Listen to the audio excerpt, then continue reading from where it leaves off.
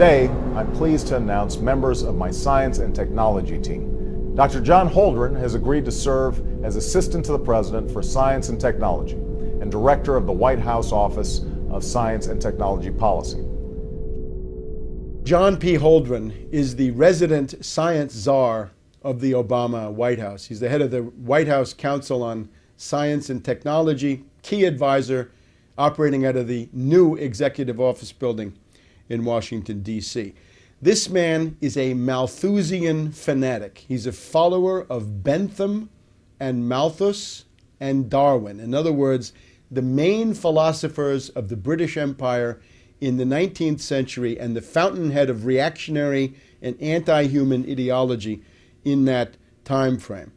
He's a radical environmentalist, an ecological fanatic, a green kook, a wacko, except that it's also very sinister because the implications of his belief structure and his world outlook are genocide.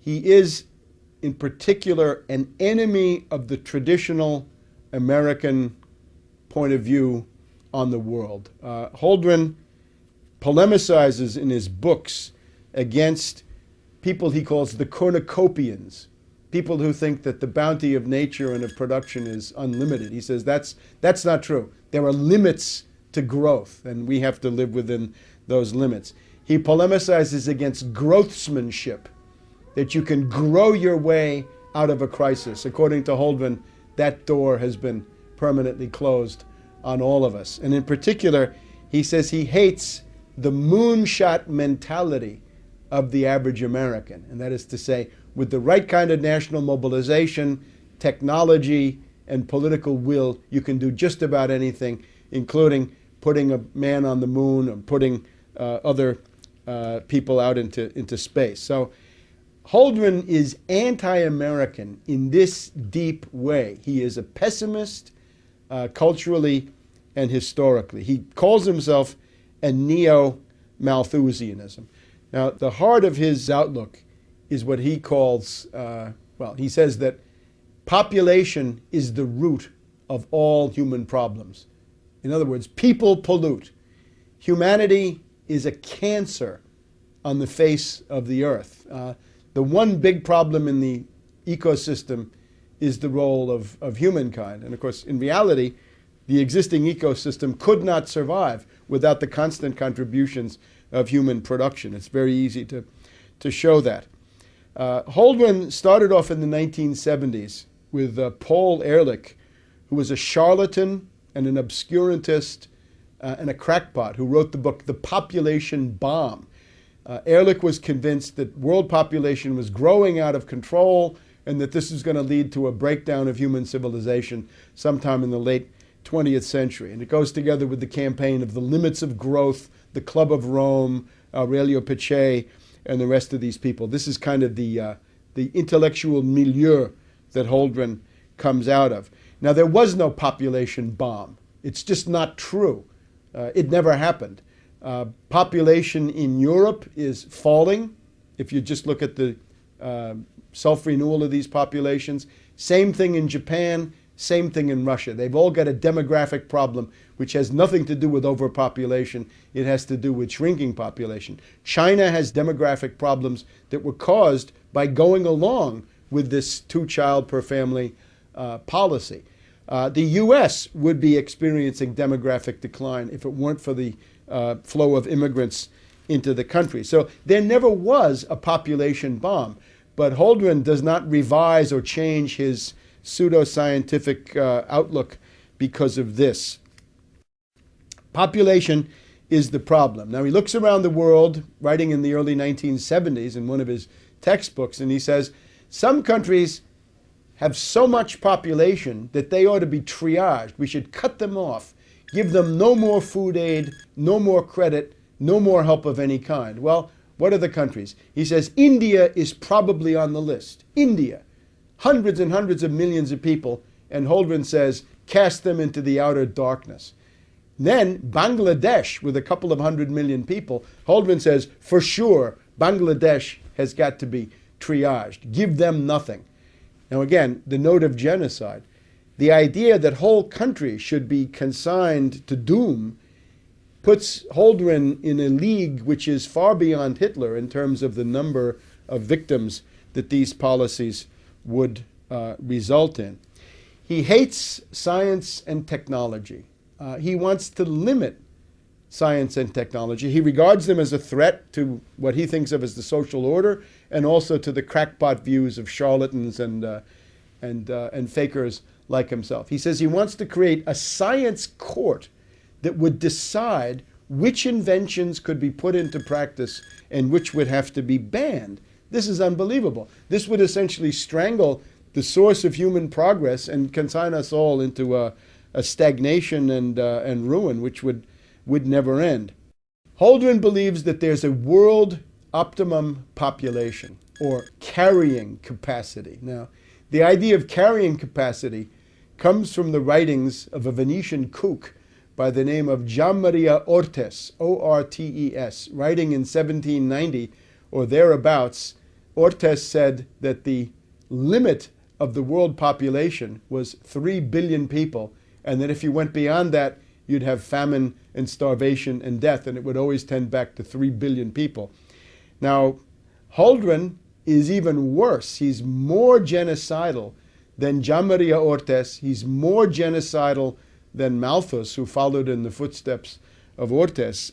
Holdren says that the optimum world population is 1 billion. Now let's pause. At the time Holdren wrote that, the world population was already 4 billion. Today, if you say the optimum population is 1 billion, it would mean that more than 5 billion would have to go. And again, these are orders of magnitude that Hitler, Stalin, and Mao never dreamed of. Only in the mind of fanatics like Holdren do we get genocide of these proportions. Holdren says that the big task of policy, and here the third world and developing countries should take note. He says the main political problem facing the world is not world economic development, but stopping world economic development. He's very worried that countries like China and India and others, Latin America, South Asia, Sub-Saharan Africa, that they're going to try to imitate the development of the US, Europe, and Japan. And Holdren says that would be catastrophic.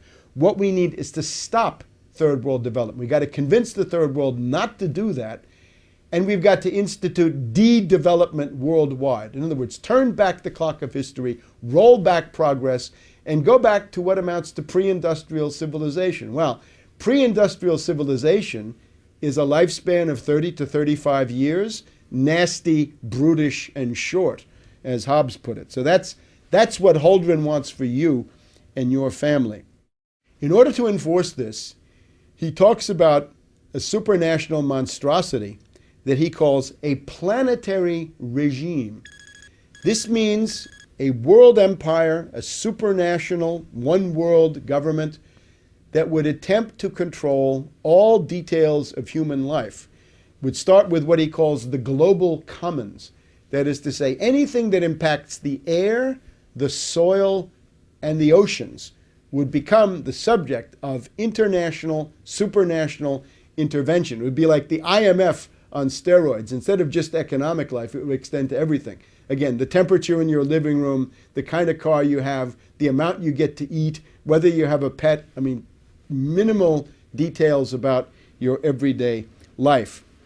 For individual countries such as the US, Holdren recommends a population law which would fix the outer limits of the acceptable population. And again, what happens if you're surplus? What happens if you are declared a useful leader? He doesn't say that so explicitly, but it's clear that you wouldn't fare very well. So one of the features of a population law, in Holdren's point of view, is to regulate the size of the family. And this is what, of course, China did in the post-Mao period, the 2-child per family policy. So the hand of the totalitarian state intervenes in the most intimate decisions of the family, and the realm of individual responsibility pretty much ceases to exist. Now, Holdren is willing to do just about anything to, first of all, slow the rate of population increase. That's his first goal. Secondly, to bring population into stasis or equilibrium, zero growth, but then to turn it back and have a decreasing, diminishing world population. The Chinese experience is if you do that, you're flirting with economic collapse. But Holdren doesn't care about that. He's, of course, a fanatic. So what is he willing to do? He talks about all kinds of forced sterilization. That you can have surgical interventions on males. In India, he says, there was a policy of obligatory vasectomy once you had 2 children in the family if you were a government employee. He says that's something we could think about imitating. Compulsory abortion. Think about that. That would be something that was flirted with in post-Maoist China. He wants to have licenses for birth. In other words, a woman is not allowed to give birth unless she's purchased a marketable birth license. And of course, what happens if Goldman Sachs comes in and, because women are going to want those, drives up the price 100 times so that nobody can afford a birth permit? And what happens to people that are born illegitimately, meaning without a birth permit? He wants to have things that have been done in the meantime. Norplant, I think, is an example. Subcutaneous chemical devices that are put into the flesh of women to prevent them from conceiving. So, forced sterilization, compulsory abortion, forced vasectomy, birth licenses, subcutaneous implants, all kinds of compulsory, obligatory methods. In terms of forced sterilizations, he says you could do this by putting chemicals in food and water, but he thinks that these other methods would be more effective. He also has other methods of persuasion, which are really coercion, that if you have more than 2 kids in the family, there's no more free public education for you. The 3rd kid has to pay to go to the public school. If you're living in public housing, which is the case in some countries, the 3rd kid gets you kicked out of the public housing and you become homeless. He's also in favor of violating the family by seizing babies.